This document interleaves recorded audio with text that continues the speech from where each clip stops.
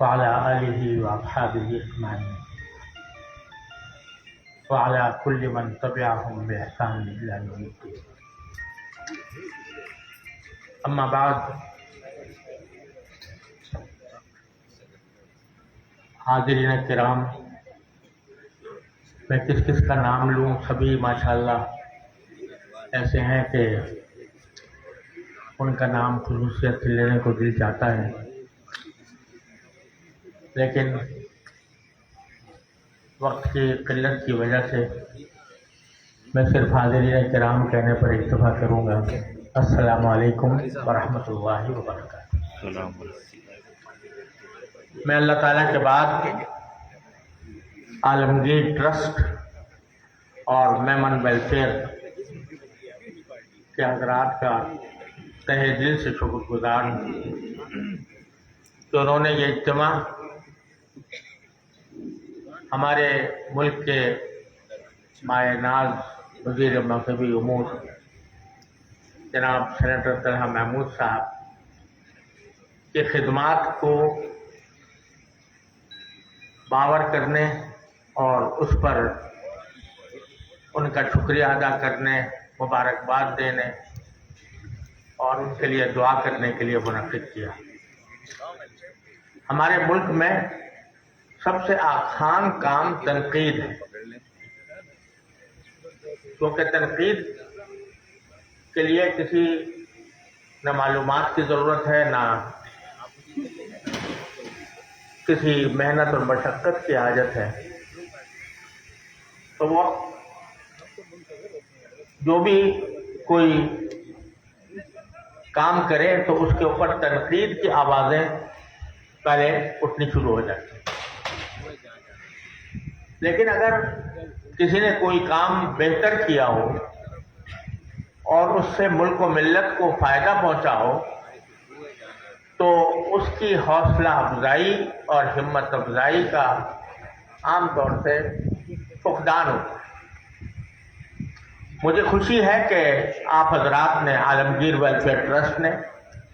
اور میمن خدمت فورم نے یہ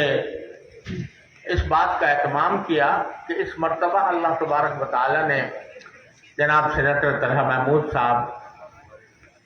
سے جو کام لیا حجاج کی خدمت کا، اس کی حوصلہ افزائی کے لیے یہ اجتماع انہوں نے منعقد کیا. میں ان کا اس لیے تہہ دل سے شکر گزار ہوں. واقعہ یہ ہے کہ جناب سینیٹر صاحب سے الحمدللہ میری کافی دنوں سے قربت ہے اور مجھے الحمدللہ اس بات کا اندازہ ہے کہ اللہ تبارک و تعالیٰ نے ان کو ایک بڑا فراخ سینہ عطا فرمایا ہے اور رفاہی کاموں میں ہمیشہ اللہ تبارک و تعالیٰ نے ان سے بڑے بڑے کام کیے. جب وزارت مذہبی امور کا قلمدان ان کے سپرد کیا گیا اور جیسے انہوں نے خود فرمایا کہ عید الفطر سے چند دن پہلے، جبکہ حج کا موسم سر پر آ چکا تھا، تو میں جانتا تھا کہ الحمدللہ وہ جس کام کو بھی لیتے ہیں تو الحمدللہ اس کو پورے اخلاص کے ساتھ اور تندہی کے ساتھ انجام دیتے ہیں. لہذا امید بھی تھی اور دعا بھی کی کہ اللہ تبارک و تعالیٰ ان کو خاص توفیق سے نوازے کہ وہ اس مشکل مرحلے سے بآسانی اور دوبارہ ہو کر نکلیں. لیکن اس دوران جب ان کی خدمات کا تذکرہ خود ان سے نہیں دوسروں سے سنا کہ جو لوگ حج پر گئے ہوئے تھے ان سے یہ بات سنی کہ الحمدللہ اس مرتبہ پاکستان کی حکومت کی طرف سے جو انتظامات تھے وہ نہایت بہتر تھے. یہاں تک کہ بہت سے وہ لوگ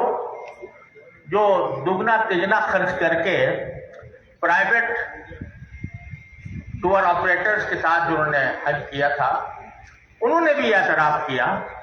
کہ جو سہولتیں حجاج کو الحمدللہ سرکاری سطح پر نصیب ہوئیں وہ ہم ان کو فراہم اس طرح نہیں کر سکتے. اور جو واقعات آپ نے ان کی زبانی سنے ان میں سے بعض میں پہلے بھی سن چکا ہوں اور بعض میرے لیے نئے ہیں، لیکن یہ مثال تو شاید اس سے پہلے نہیں ملے گی کہ ایک مرتبہ حج سے پہلے لوگوں کو قربانی کے پیسے واپس کیے جائیں اور دوسری مرتبہ حج کے بعد جب ایک مرتبہ ایک معاملہ ہو جاتا ہے تو لوگ مطمئن ہو کر بیٹھ جاتے ہیں. کسی کو توقع بھی نہیں ہوتی کہ اگر میرا کوئی روپیہ خرچ ہوا ہے تو مجھے واپس ملے گا. لیکن اللہ تبارک و تعالیٰ نے ان کو یہ توفیق دی اور آج ہر حاجی اس بات پر جو سرکاری حج پر گیا تھا وہ اس بات پر اللہ تعالیٰ کا شکر گزار بھی ہے، خوش بھی ہے کہ اسے الحمدللہ اس کے پیسے کو غلط استعمال سے ہر ممکن طریقے سے بچایا گیا، بلکہ اس کو پیسے واپس ملے. کسی کے منہ پر بہت زیادہ تعریف کرنا بھی حدیث میں پسند نہیں کیا گیا، لیکن ایک حقیقت کا اعتراف جو ہمیں ہم سب کو کرنا چاہیے وہ یہ ہے کہ اللہ تعالیٰ نے اپنے خاص توفیق سے ان کو نوازا اور اس کے نتیجے میں انہوں نے ایک مثالی حج سرکاری سطح پر کرنے کی اللہ تعالیٰ نے ان کو توفیق بخشی. اور ہم سب کی دل سے دعا ہونی چاہیے کہ اللہ تبارک و تعالیٰ ان کو ملک و ملت کی مزید خدمت کی توفیق عطا فرمائے. آپ کہہ رہے ہیں کہ وزیر مذہبی امور بھی آئندہ بنے، لیکن اللہ تعالیٰ جب چاہتا ہے جس سے جس موقع پر جس کام کو کے لیے توفیق عطا فرما دیتا ہے، تو ہم تو یہ سمجھتے ہیں کہ اللہ تعالیٰ پاکستان کی خدمت کے لیے، ملت اسلامیہ کی خدمت کے لیے ان کو قبول فرمائے اور جو خدمت بھی ان کے شایان شان ہو اللہ تعالیٰ اس کو لینے کی توفیق عطا فرمائے. اس دعا کے ساتھ میں اپنے ان کلمات کو ختم کرتا ہوں. اللہ تبارک و تعالیٰ سے دعا کرتا ہوں کہ ان کو دنیا و آخرت میں بہترین اجر عطا فرمائے اور ان کو ایک مثال بنائے دوسرے سرکاری حکام کے لیے کہ وہ اسی طرح بے لوث خدمت انجام دیں اور عوام کی خدمت کو اپنا شعار بنائیں. اللہ تبارک و تعالیٰ اس کی توفیق سے نوازے. وآخر دعوانا ان الحمد للہ رب العالمین.